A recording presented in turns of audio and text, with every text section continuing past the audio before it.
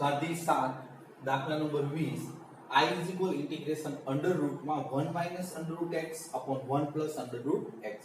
તો under root x છે ને એના બરાબર t ધારી લેવાનું. હવે અહીંયા આપણે જોઈએ કે બે બાજુ વર્ગ કરશો તો x is equal t square. તો અહીંયા શું થશે વિકલન dx is equal to 2t into dt.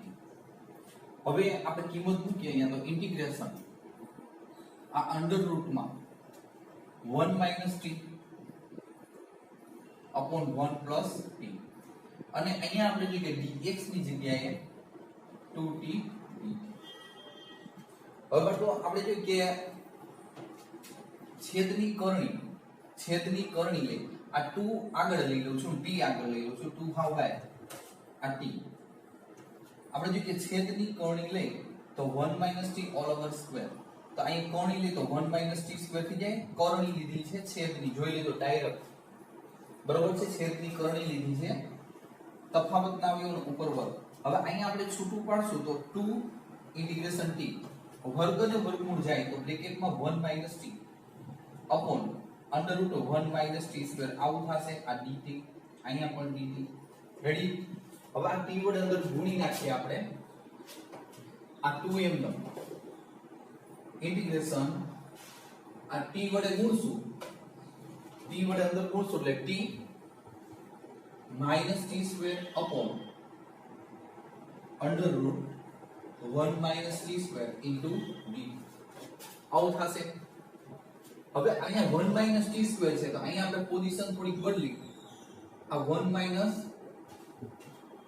1 એમ આપણી રીતે લીધા છે t square અહીંથી. તો આ માઈનસ દૂર કરવા માટે અહીંયા પ્લસ 1 દૂર કરવા માટે અહીંયા માઈનસ 1 પછી આ પ્લસ t પડ્યા છે t upon અને હારે રાખી 1 minus t square આ dt. હવે સ્વતંત્ર છેદ દઈ દઈએ અને 2 સાથે ગુણતા લઈએ તો 2 ઇન્ટિગ્રેશન. હવે અહીંયા પોઝિશન કેવી થશે આપણે જોઈએ કે એક વખત ઉડી જશે તો એક વખત એટલે અંડર રૂટ માં વધશે 1 minus t square into dt. આ minus 2 અહીંયા ગુણાય એટલે અહીંયા dt upon under root 1 minus આ t square.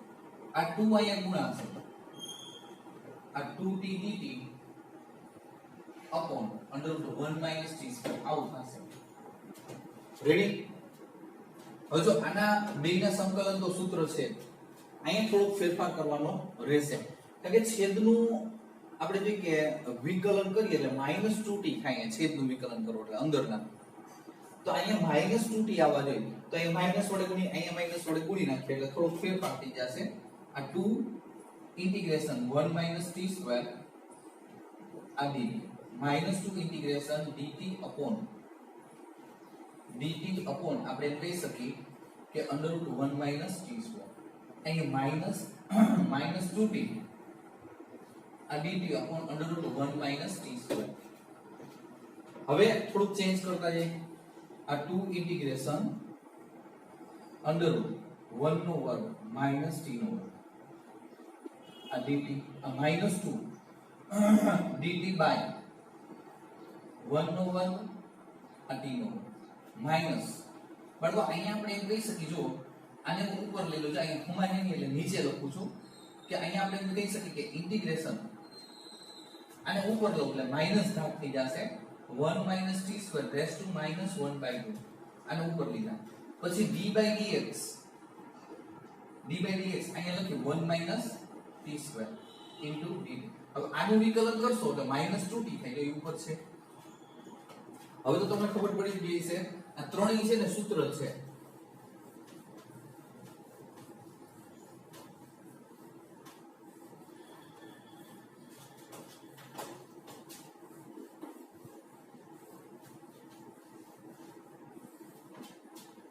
હવે જો અહીંયા આ અંડર રૂટ ઉપર છે એટલે ખાસ ધ્યાન રાખજો આ 2 integration under route a square minus x square into dx. તો x by 2 t by 2 under root a square minus x square 1 minus t square plus a square by 2 1 by 2 sin inverse ખાસ ધ્યાન રાખજો x by એટલે t by 1 એટલે એક complete કર્યું તમે. હવે અહીંયા પૂછ્યા -2 integration dt upon integration dx upon under root આપણે એમ કહી શકીએ કે a સ્ક્વેર માઈનસ આપણે જોઈએ કે x સ્ક્વેર તો sin inverse x by a -2 sin inverse x by a એટલે t by 1 અહીંયા કીધા f of x into f dash x તો અહીં ઘાત એક વધારી દયો છેદમાં ઘાત તો આપણે શું કહી શકીએ જો આગળ શું છે તો કે માઈનસ જ છે એટલે -2 2 તો નથી સોરી બરોબર છે. હવે અહીંયા શું થશે પ્લસ -1/2 + 1 એટલે 1/2 વધશે તો 1/2 વધે તો 1 - t² રેઝ ટુ 1/2 upon 1/2 આ પ્લસ c સંકલન છે. હવે સાદુરૂપ જ્યાં t હોય ત્યાં √x મૂકો આપણે જો કે આને 2 વડે ગુણશું 2 વડે ગુણતા જાય એટલે 2 2 કટ આ t અત્યારે એમ નામ રાખી આલો 1 - t² આ 2 વડે ગુણાઈ ગયા sin inverse t -2 sin inverse t પછી અહીં જો છેદનો છેદ તે અંશ એટલે -2 અંડર રૂટમાં 1 - આ t² + c. હવે આપણે જે અહીંયા થોડું સાદુરૂપ આવે છે જો તો આપણે કહી શકીએ કિંમત મૂકતા જાય t ની જગ્યાએ √x 1 - x t² એટલે 1 - x -2 sin ઇનવર્સ t એમાંથી એક sin ઇનવર્સ t બાદ એટલે sin ઇનવર્સ t વધશે sin ઇનવર્સ t પણ આપણે જે કે sin ઇનવર્સ t t ની જગ્યાએ √x હવે અહીંયા -2 1 - t² એટલે x આ પ્લસ c. હવે આને કદાચ અંદર લીધા હોય તો આમ લખી શકીએ આપણે x વડે ગુણ √x છે અંદર જાય એટલે x વડે ગુણાય x - x² sin inverse √x -2 1 - x + c. અહીંયા આપણે જોઈ કે બધું જ કમ્પ્લીટ થઈ જાય છે.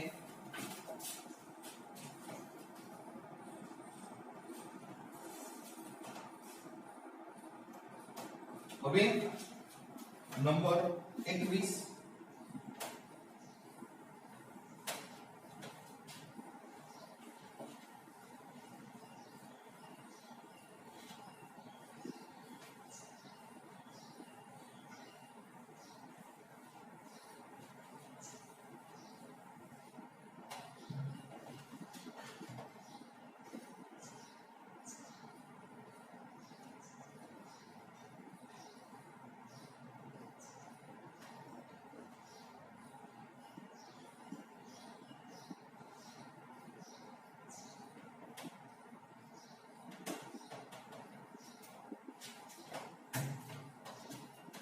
e raised to x એ આગળ લઈ લઉં છું થોડી વાર માટે.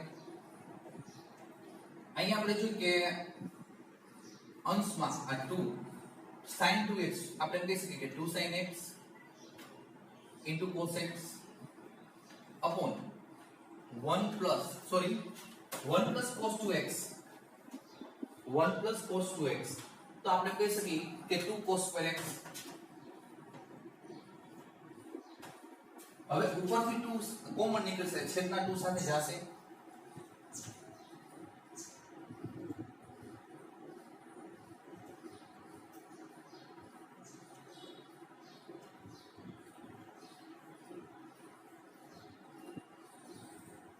સ્વતંત્ર છેદ દઈ ગયો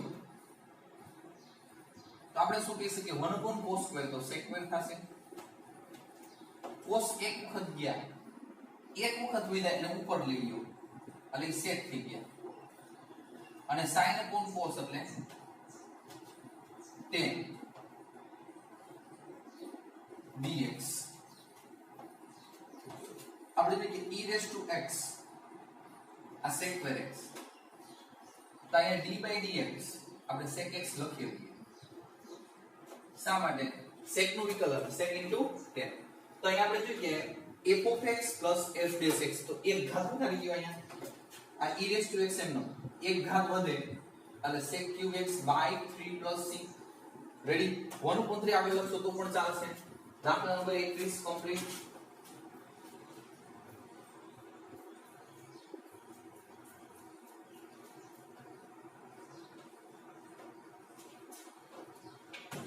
આની સાઈડ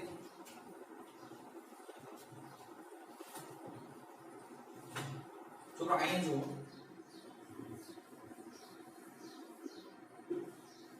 જો એક વખત cos लिया એક વખત વધે લાઈન ખાલી tan પર મારી કીધે sec * tan લખવાના હતા હવે અહીંયા જુઓ આ tan હું આગળ લઈ લો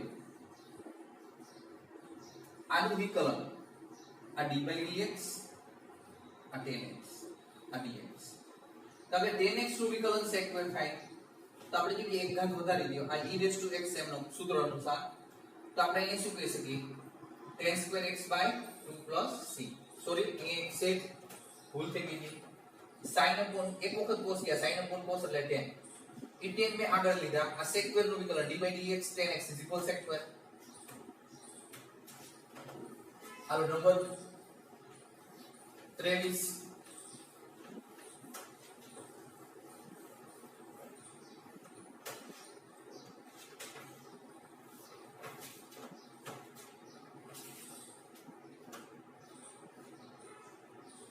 સોરી નંબર 22 છે આપણે જોઈએ કે I = x² + x + 1 x + 1 all over square x + 2 dx તો બાળકો અહીં કાઈ ની આંશિક પૂર્ણાંકની રીત છે બરોબર છે x² + x + 1 upon x + 1 all over square x + 2 is equal a / x + 1 પછી સ્ક્વેર છે b / x + 1 all over square plus c x + 2 તમને આપ્યા છે બાળકો અહીંથી તો તમને આવડી જશે બરોબર આવો તો ઘણા દાખલા આપણે કર્યા છે અહીંથી પ્રેક્ટિસ માં લઈ લેવાનું વ્યવસ્થિત ધ્યાન રાખવાનું રેડી હવે અહીંયા સુધી રાખીએ દાખલા નંબર 23 થી આપણે સેકન્ડ લેક્ચર માં લેશું એક બે વખત રિવીઝન કરી લેજો બધા દાખલા થોડા હાર્ડ છે એટલે આપણે ઓછા ચલાવીએ છીએ બરોબર છે પ્રેક્ટિસ કરજો ન સમજાય ત્યાં ફોન કરજો